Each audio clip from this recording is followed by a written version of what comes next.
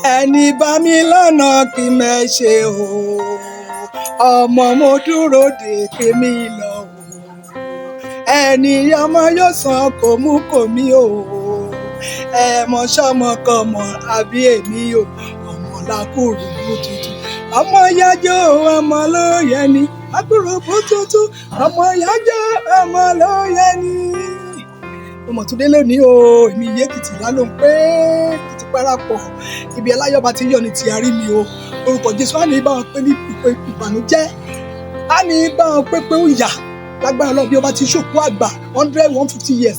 ní ti arí bí ọba ti ṣọjọ́ òbí kan tí ń ṣèkómọ ọlọ́mọ kan tí gbéyàwó fọmọ kan tí fi ọmọ fọ́kọ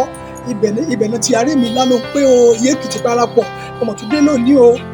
Ìkíni kú oríire ọjọ́ bí òní,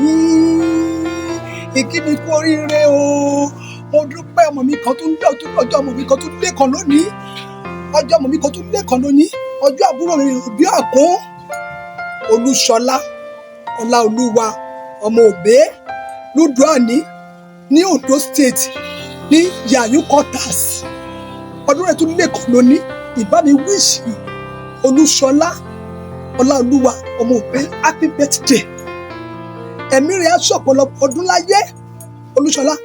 ó ní gbọ́jọ́ lọ́jọ́ lọ o, ó ní kú lójijì àfọ̀rẹ́ àgbékò tó wọ̀, wàá jèrè ọmọ, wàá fọwọ́ páwú, wàá fèrègì jóbi, gbogbo rere kan ṣe láyé lọ báwọn ṣe tọmọtọmọ lórúkọ Jésù, ọwọ́ ọ̀tàwọ̀ ẹlẹ́bọ̀lógbé nìkan o, ó ní báwọn jó mọ̀kúmọ̀kú láìrí ìlú.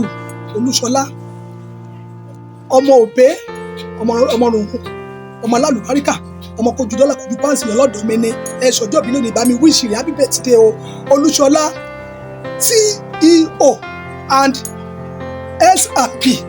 Skin Hair Beautiful Company gbogbo olóníkìkí ẹ pátápátá wọn ní òkú oríire ọjọ́ bí ẹni wàá fọwọ́ pàwọ́ báyìí, wàá fi èrìgì báyìí, wàá fi jóbi, ò ní dààmú, ò ní nàkàntàkọ tó rí mi lórúkọ Jésù. Owó ọmọ àlàáfíà ìkúbálẹ̀ ọ̀rọ̀ Ọlọ́run bá mi fi jí kí wọ ọmọ Olúṣọlá ọmọ Òbé Lúdúàní ní Yayu quarters, mo wá kí ẹ súlé àbárẹ o, ìwọ lọmọ Olúṣọlá Ọláolúwa, mo kí ọ súlé àbárẹ o ní Yayu quarters ní Ondo State Ìdúàní, ọmọ alálùbáríkà, ìwọ lọmọ Olúmọ̀yè mu yàrá kan, ọmọ afọjàdọ́là, ọmọ akọkọwọ ọjà kẹlòmíràn tó wọ ọjà, ọmọ alálẹ̀bọjà